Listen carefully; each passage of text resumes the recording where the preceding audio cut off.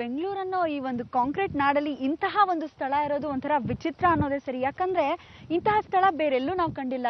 ಎಲ್ಲಿ ನೋಡಿದ್ರು ಸುತ್ತಮುತ್ತ ಬರೀ ಹುತ್ತಾನೆ ಇದೆ. ಏನ್ ಗುರುಜಿ ಇದ್ರ ವಿಶೇಷ? ಇದು ವಿಶೇಷ ಅನ್ನೋದಕ್ಕಿಂತ ದೈವ ರಹಸ್ಯ ಅಂತ ಹೇಳ್ಬೋದು.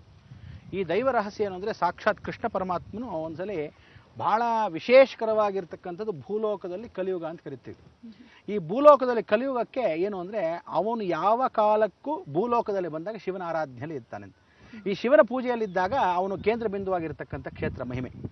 ಈ ರೀತಿ ಅವನು ಎಲ್ಲಿ ಸಂಚಾರ ಮಾಡ್ತಾನೋ ಅಲ್ಲಿ ಕೃಷ್ಣನಾಗಗಳು ಸಂಚಾರ ಮಾಡುತ್ತೆ ಅಂತ.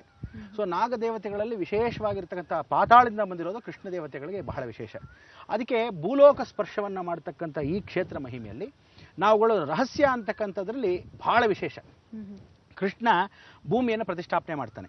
ಭೂಮಿಯನ್ನು ಪ್ರತಿಷ್ಠಾಪನೆ ಮಾಡೋ ಸಮಯದಲ್ಲಿ ಅವನು ಶಿವನ ಆರಾಧ್ಯವನ್ನು ಮಾಡ್ತಾನೆ. ಇದಕ್ಕೆ ಸಾಕ್ಷಿ ಈಶ್ವರನ ಪ್ರತಿಷ್ಠಾಪನೆ ಇಲ್ಲಿ ಆಗಿರತಕ್ಕಂಥದ್ದೇ ಹೌದು. ಅದರಲ್ಲಿ ಅವನು ಎಲ್ಲಿ ಬಂದು ಹೋಗ್ತಾನೋ ಅದೆಲ್ಲ ಸರ್ಪಕ್ಷೇತ್ರವೇ ಆಗಿರುತ್ತೆ. ಈ ಸರ್ಪಕ್ಷೇತ್ರವನ್ನ ನಿವಾಸ ಸ್ಥಳ ಅಂತ ಕೇಳಿತೀವಿ. ಅದಕ್ಕೆ ಕೃಷ್ಣನಾಗ, ಅದರಲ್ಲಿ ಕಾಳಿಂಗ ಸರ್ಪ, ಈ ರೀತಿ ಎಲ್ಲ ನವನಾಗ ದೇವತೆಗಳೆಲ್ಲ ವಾಸವಾಗ್ತಾರೆ. ಪಾತಾಳದಿಂದ ಬಂದಿರತಕ್ಕಂಥ ನಾಗದೇವತೆಗಳಂತೂ ಸಾಕಷ್ಟಿವೆ. ಈ ನಾಗದೇವತೆಗಳ ಸಾಕಷ್ಟಿರೋ ಕ್ಷೇತ್ರದಲ್ಲಿ ಏನ್ ಮಾಡ್ತಾನೆ, ಅವನ ಹಿಂದೆನೆ ಒಂದೊಂದಾಗಿ ಹಿಂಬಾಲಿಸುತ್ತೆ. ಅವನು ಎಲ್ಲಿ ನೆಲೆಸ್ತಾನೋ ಎಲ್ಲವೂ ಅಲ್ಲೇ ನೆಲೆಸುತ್ತೆ. ಪಾಪ ಈಗ ಕೃಷ್ಣ ಪರಮಾತ್ಮ ಭಗವಂತ ಆಗಿರೋದ್ರಿಂದ ಅವನಿಗೆ ಯಾವುದೇ ಕಾರಣಕ್ಕೂ ಒಂದು ಕುಟೀರ ಏನೂ ಬೇಡ. ಆದರೆ ಸರ್ಪಗಳಿಗೆ ಒಂದು ಕ್ಷೇತ್ರ ಬೇಕು. ಸೊ ಎಲ್ಲಿ ಅವನ ನೆಲೆಸಿ ಪೂಜೆ ಆರಾಧ್ಯವನ್ನ ಈಶ್ವರನ ಮಾಡಿರ್ತಾನೋ ಆ ಕ್ಷೇತ್ರದಲ್ಲೇ ವಿಶೇಷವಾಗಿ ಇಲ್ಲೆಲ್ಲ ಇರ್ತಕ್ಕಂಥ ನಾಗದೇವತೆಗಳು ಅಲ್ಲೇ ನೆಲೆಸ್ಬಿಡ್ತಾರೆ. ಸೊ ಅಂಥ ಕ್ಷೇತ್ರವೇ ಇವತ್ತಿನ ದಿವಸ ನಾವೇನು ನೋಡ್ತಾ ಇದ್ದೀವಿ, ಕಾಡಿನ ಮಧ್ಯ ಭಾಗದಲ್ಲಿರ್ತಕ್ಕಂಥ ವಿಶೇಷ ಕ್ಷೇತ್ರವನ್ನ ಇವತ್ತು ಏನು ಅಂತ ಕರಿತೀರಾ ಬೆಂಗಳೂರು ಅಂತ ಇದೆ. ಆ ಬೆಂಗಳೂರು ಮಧ್ಯದಲ್ಲಿ ಕೋರಮಂಗಲದ ನಿಗೂಢ ಸ್ಥಳದಲ್ಲಿ ಇರ್ತಕ್ಕಂಥ ಈ ಕ್ಷೇತ್ರವನ್ನು ಯಾವ ನೋಡಿರಲ್ಲ. ಎಷ್ಟು ಜನ ಗೊತ್ತಿರುತ್ತೆ, ಸಾಕಷ್ಟು ಜನ ಬಂದೇ ಇಲ್ಲ. ಅದಕ್ಕೆ ಇದೆಷ್ಟೋ ವರ್ಷಗಳಿಂದ ನಾನೇ ಪ್ರತ್ಯಕ್ಷವಾಗಿ ಬಂದು ನೋಡಿ ಮಾಡಿದಾಗ ಆಗ ಗೊತ್ತಾಗ್ತಕ್ಕಂಥ ವಿಚಾರ ಏನು ಅಂದ್ರೆ, ಕೃಷ್ಣ ಎಲ್ಲಿ ಬಂದು ಹೋಗ್ತಾನೋ ಏಕಲವ್ಯ ಅಲ್ಲಿ ಬಂದು ಹೋಗ್ತಾನೆ. ಏಕಲವ್ಯ ಎಲ್ಲಿ ಬಂದು ಹೋಗ್ತಾನೋ ಚೋಳರು ಬಂದು ಹೋಗ್ತಾರೆ.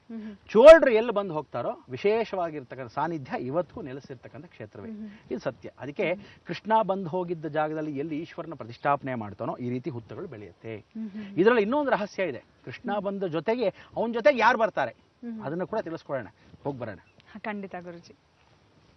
ಗುರುಜಿ, ಈ ಸ್ಥಳದ ಮೂಲ ಸ್ಥಾನದ ಕಡೆ ಹೋಗೋಣ ಅಂತ ಹೇಳಿದ್ರಲ್ವಾ, ಹೀಗೆ ನಡ್ಕೊಂಡು ಹೋದ್ರೆ ಎಷ್ಟು ದೂರ ಆಗತ್ತೆ? ಇಲ್ಲಿ ನಾವೆಲ್ಲ ಮೊದಲು ಬರ್ತಾ ಇದ್ದಾಗ ಬಸ್ಗಳು ಏನೂ ಇಲ್ಲ.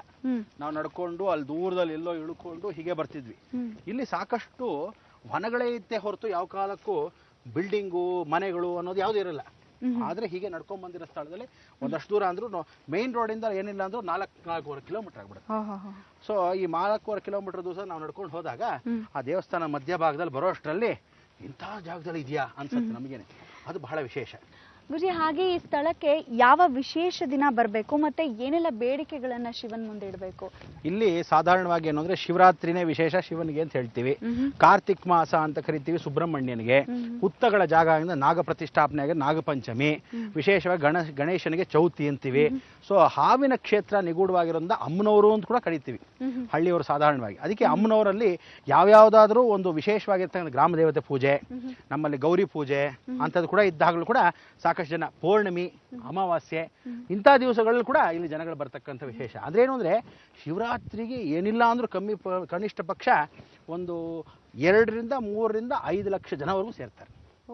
ಅದು ಒಂದು ವಿಶೇಷ. ಈಗ ನಾವು ಆ ಸ್ಥಳಕ್ಕೆ ಹೋಗಿ ಪರಮಾತ್ಮನ ದರ್ಶನವನ್ನ ಮಾಡಕ್ಕೆ ಹತ್ತಿರದಲ್ಲೇ ಬರ್ತಾ ಇದ್ದೀವಿ. ಇನ್ನೇನು ದೇವಸ್ಥಾನಕ್ಕೆ ಹೋಗ್ತಾ ಇರೋಣ, ದರ್ಶನ ಮಾಡೋಣ. ಖಂಡಿತ ವೀಕ್ಷಕರೇ, ಹೋಗೋಣವಾ? ಬನ್ನಿ, ನಿಮಗೂ ಆ ದೇವರ ದರ್ಶನ ಆಗ್ಲಿ ಅಂತ ಹೇಳೋಣ.